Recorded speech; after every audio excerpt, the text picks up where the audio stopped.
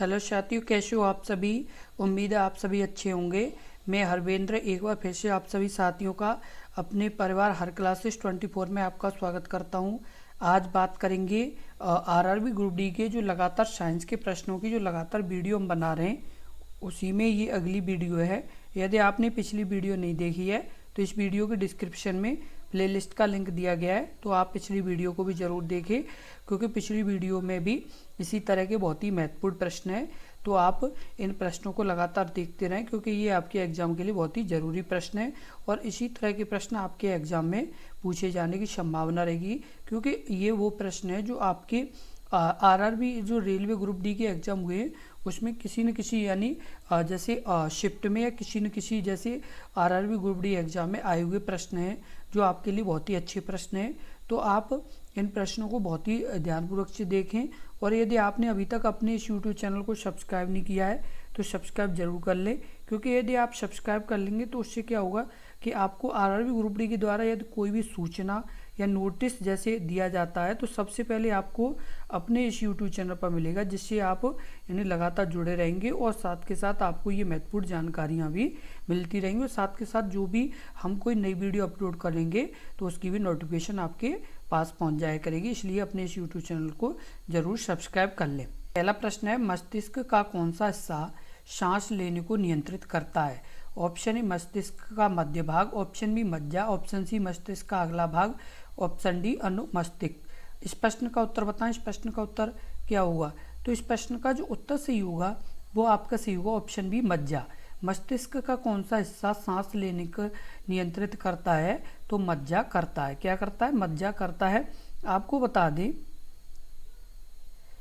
Medulla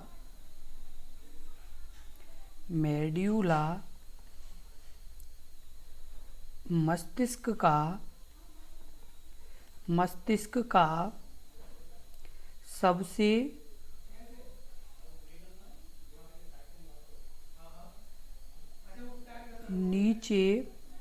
सबसे नीचे वाला भाग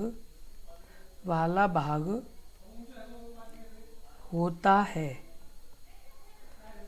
यह ऊपर की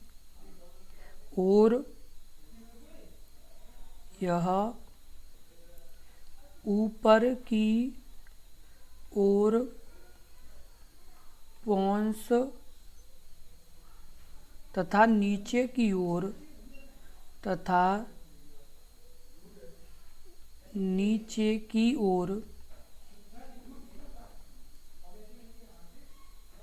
सुषुम्ना या मेरुरज्जु के बीच स्थित होता है। मेरुरज्जु के बीच होता है। किसके बीच होता है? मेरुरज्जु के बीच होता है। और इसका काम क्या होता है? यह सांस लेने की दर, भोजन निगलना, सांस लेने की दर, भोजन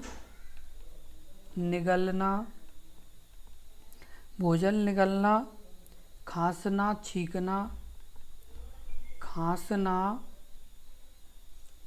छींकना, ये सभी काम किसके हैं? तो ये हैं आपके किसके? तो ये आपके हैं मेडुला के, यानी किसके? तो ये मज्जा में स्थित होता है। अगला प्रश्न है प्रश्न नंबर 2। आँख की वह संरचना जो प्रकाश किरणों को अपवर्तित करने और रेटिना पर केंद्रित करने का कार्य करती है, उसे क्या कहते हैं? Option A cornea, option B lens, option C पुतली, ऑप्शन डी आइरिस। इस प्रश्न का उत्तर बताएं। इस प्रश्न का उत्तर क्या होगा? यानी बी लेंस। आँख की वह संरचना जो प्रकाश किरणों को अपवर्तित करने और रेटिना पर केंद्रित करने का कार्य करती है, उसे क्या कहा जाता है? लेंस कहा जाता है। आँख की यानी वो संरचना है जो मतलब किसे नियंत्रित कर यानी अपवर्तित करने का काम करती है? प्रकाश किरणों को अपवर्तित करने का काम करती है। कौन? यानी लेंस। अगला प्रश्न है प्रश्न नंबर 3। निम्नलिखित में से मानव मस्तिष्क का वह हिस्सा कौन सा है जिसमें विचारों का संग्रह होता है?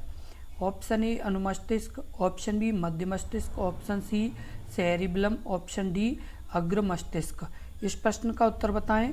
इस प्रश्न का उत्तर क्या होगा? यानी डी अग्र मस्तिष्क। क्या होगा? अग्र मस्तिष्क होगा। निम्नलिखित में से मानव यानी मस्तिष्क में का वह हिस्सा कौन सा है जिसमें विचारों का संग्रह होता है? तो अग्र मस्तिष्क है। कौन सा है? अग्र मस्तिष्क है। और आपको बता दें, मानव के जो मस्तिष्क के वो कितने भाग होते हैं? तो 3 भाग होते हैं। तो कितने भाग होते हैं? 3 भाग होते हैं। और वो कौन कौन से होते हैं? पहला है अग्र मस्तिष्क, अग्र मस्तिष्क। अग्र मस्तिष्क के बाद दूसरा है वो आपका मध्य मस्तिष्क, मध्य मस्तिष्क। और तीसरा है वो आपका है पश्चिम मस्तिष्क। कौन सा? पश्चिम मस्तिष्क। तो ये कितने प्रकार के यानी कितने भाग हैं मस्तिष्क के?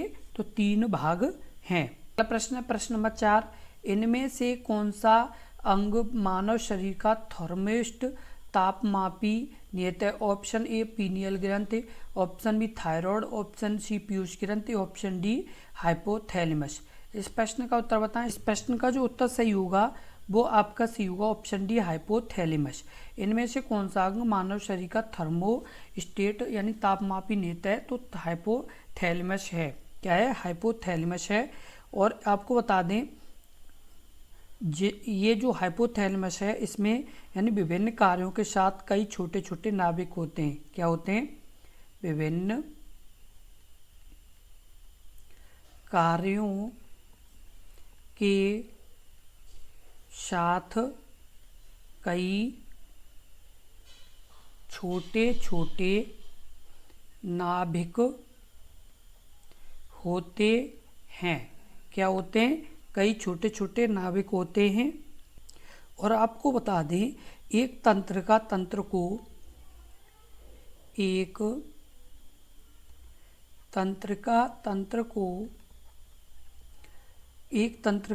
को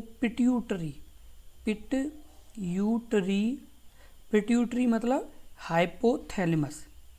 क्या? हाइपोथैलेमस के माध्यम से अंतःस्रावी तंत्र जोड़ना है। क्या है? के माध्यम से अंतःस्रावी तंत्र जोड़ना है। और ये जो अंतःस्रावी तंत्र है ये क्या करता है कि ये मतलब जो हमारे मतलब शरीर का जो मतलब तापमापी यानी नियत होता है इसमें किसमें? तो आपका ये हाइपोथैलेमस में। और ये यानी पूरे जो हमारा शरीर का तंत्र है उस सभी को यानी जोड़ के रखता है। उससे क्या है कि उससे मतलब वो टेम्परेचर को क्या कर सकता है? नियत कर सकता है। अगला प्रश्न है प्रश्न नंबर 5। निम्नलिखित में से कौन सा ऐच्छिक क्रिया नहीं है? ऑप्शन ए कुर्सी का घूमना, ऑप्शन बी हृदय का धड़कना, ऑप्शन सी पहले बंद करना, ऑप्शन डी किसी वस्तु पर बात करना। इस प्रश्न का उत्तर बताएं। इस प्रश्न का उत्तर क्या होगा? तो इस प्रश्न का जो उत्तर होगा वो आपका सही होगा ऑप्शन बी हृदय का धड़कना। निम्नलिखित में से ऐच्छिक क्रिया नहीं है तो क्या नहीं है? तो हृदय का धड़कना एक ऐच्छिक क्रिया नहीं है। यानी वे सभी क्रियाएं जिस पर मनुष्य का नियंत्रण होता है। क्या होता है? यानी वे सभी क्रियाएं जिस पर मनुष्य का नियंत्रण होता है। क्या होता है? नियंत्रण होता है। वे सभी किस तरह की हैं? क्रियाएं कहलाती हैं? तो स्वैच्छिक क्रियाएं कहलाती हैं। क्या कहलाती हैं? स्वैच्छिक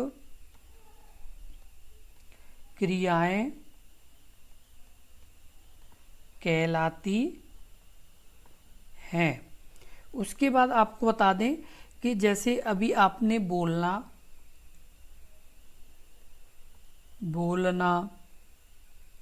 चलना, उसके बाद जैसे आप यानी कि जैसे मुट्ठी को बंद करना, मुट्ठी को बंद करना। तो ये क्या है कि आपकी यानी ये स्वैच्छिक क्रिया है। अभी जैसे आपका यानी हृदय का धड़कना, क्या ये हृदय का धड़कना, उसके बाद आपका जैसे सांस लेना, क्या सांस लेना, उसके अलावा आपका जैसे भोजन का पचाना, भोजन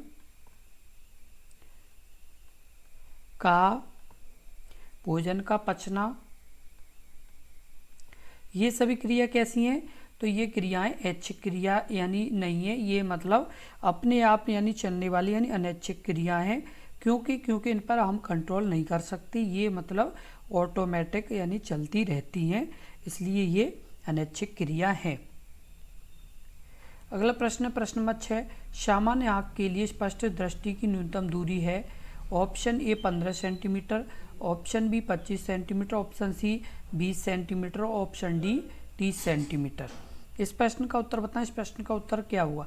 जैसे अभी हमारी ये आँख है और इस आँख से जैसे हम कोई चीज़ देखना चाह रहे हैं तो जो मतलब स्पष्ट यानी एकदम सही से दिखाई देगी तो वो कितने सेंटीमीटर तक दिखाई देगी? इस प्रश्न का जो उत्तर होगा वो आपका सही होगा ऑप्शन बी 25 सेंटीमीटर। सामान्य आँख के लिए स्पष्ट दृष्टि की न्यूनतम दूरी 25 सेंटीमीटर होती है। कितनी होती है? 25 सेंटीमीटर होती है। और आँख का वह गुण, आँख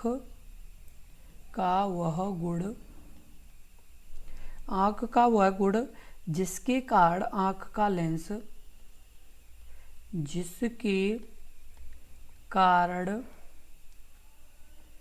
आँख का लेंस उसकी फोकस दूरी परिवर्तित करने में समर्थ होता है, उसकी फोकस दूरी परिवर्तित करने में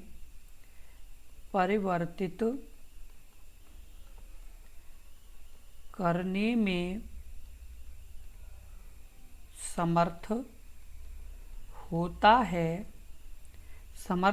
है, आँख की समंजन क्षमता कहलाता है। आँख की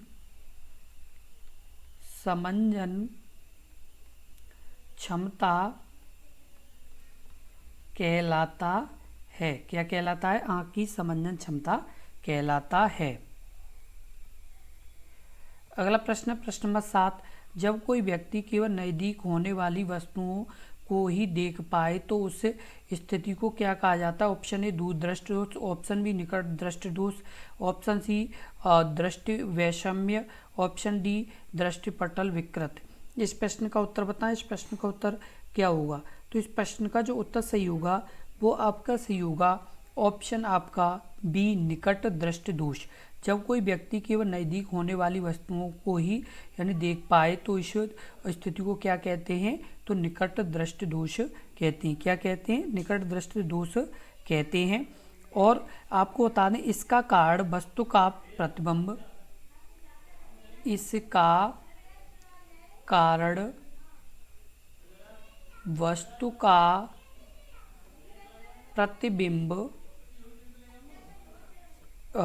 का प्रतिबिंब रेटिना पर न बनकर, वस्तु का प्रतिबिंब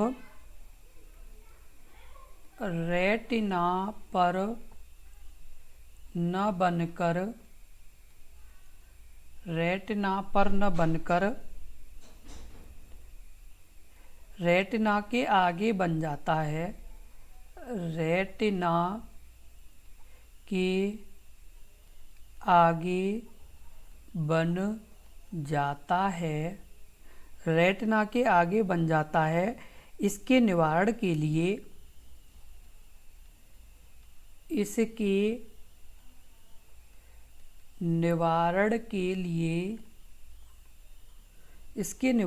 लिए उपयुक्त फोकस दूरी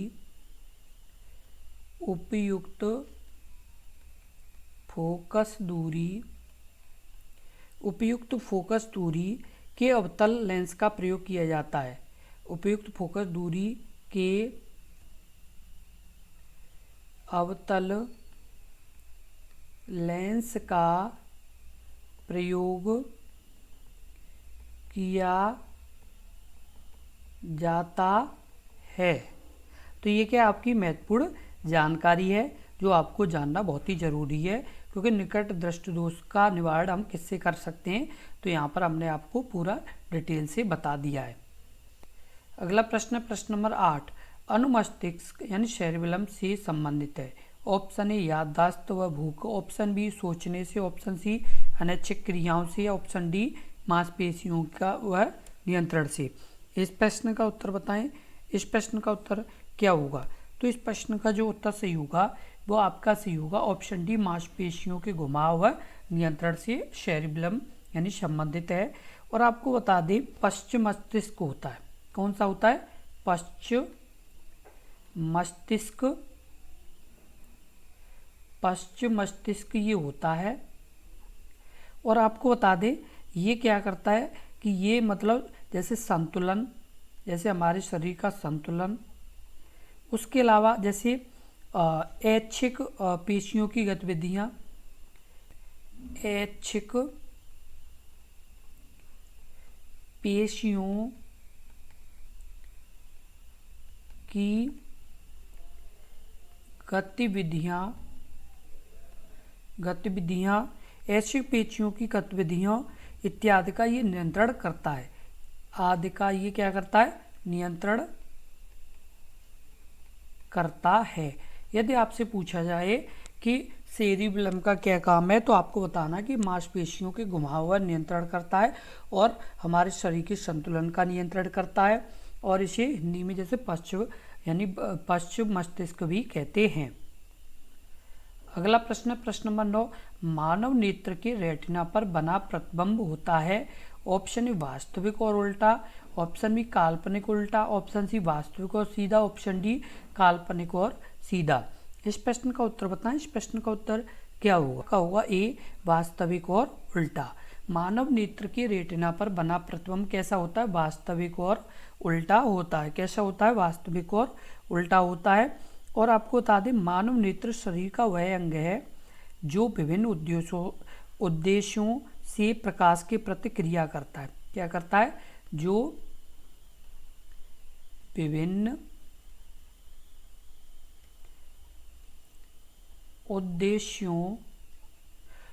उद्देश्यों से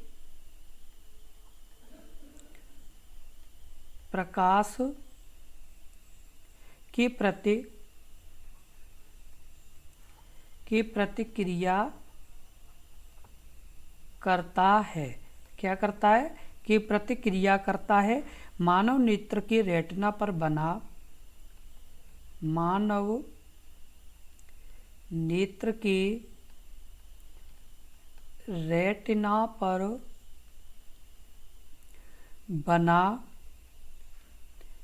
प्रतिबिंब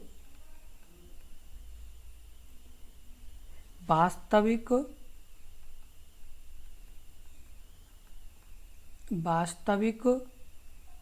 व उल्टा होता है।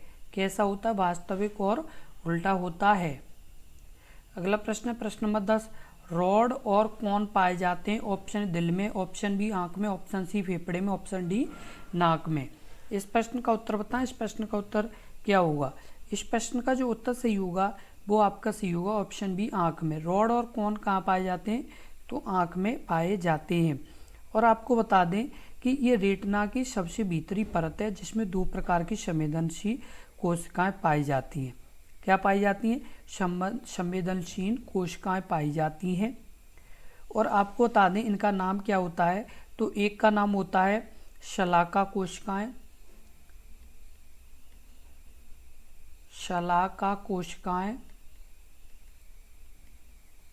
शलाका कोशिकाएं। उसके अलावा इसे और किस नाम से जाना जाता है? रॉड। किसके नाम से? रॉड के नाम से जाना जाता है। यह छाया अथवा अंधकार में देखने के लिए संवेदी कोशिका है।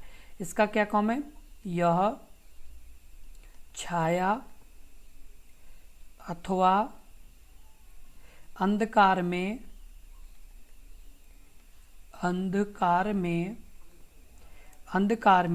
देखने देखने के लिए संवेदी कोशिका है। क्या है ये? देखने के लिए एक संवेदी कोशिका है। अब बात कर लेते दूसरी आपकी हैं, वो हैं शंकु कोशिकाएं। शंकु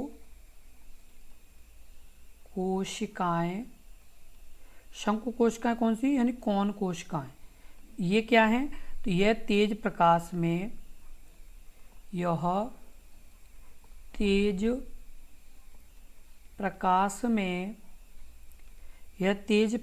में देखने तथा रंगों का विभेद करने के लिए संवेदी कोशिकाएं हैं। तो ये क्या है? आपके महत्वपूर्ण पॉइंट हैं जो आपको जानना जरूरी है। तो ये सभी यानी जानकारी आपको यानी काफ़ी अच्छी लगी होगी। इससे पहले आपने ये जानकारी नहीं सुनी होगी। आपको इसी तरह लगातार जानकारी मिलती रहेगी, इसलिए आप अपने इस यूट्यूब चैनल को ज़रूर सब्सक्राइब कर लें, क्योंकि यदि आप सब्सक्राइब कर लेंगे तो इसी तरह की महत्वपूर्ण जानकारी आपको लगातार मिलती रहेगी। तो इसलिए आप ज़रूर सब्सक्राइब कर लें और इस वीडियो को ज़्यादा से ज़्यादा शेयर करें, जिससे और भी अभ्यर्थी अपने परिवार से जुड़ सकें। इसलिए कृपया ज़रूर ज़्यादा से ज़्यादा वीडियो को शेयर करें। और जो आपके रिलेटिव या आपके पहचान में आपके दोस्त कोई आरआरबी ग्रुप डी की तैयारी कर रहे हों, तो उन्हें भी इस अपने यूट्यूब चैनल के बारे में बताएं कि आपके अपने इस यूट्यूब चैनल पर लगातार रेलवे ग्रुप डी की तैयारी कराई जा रही है। तो ज़्यादा से ज़्यादा यानी अभ्यर्थी को जोड़ें। और आपको यदि ये वीडियो अच्छी लगी हो, महत्वपूर्ण लगी हो, तो वीडियो को लाइक ज़रूर कर दें। और आपको यदि इन प्रश्नों से और भी कोई जानकारी लेनी हो तो आप इस वीडियो के कमेंट बॉक्स में कमेंट करें, हम आपको जानकारी देंगे। बस आप लगातार जुड़े रहें और अपनी तैयारी मजबूती के साथ करते रहें। धन्यवाद।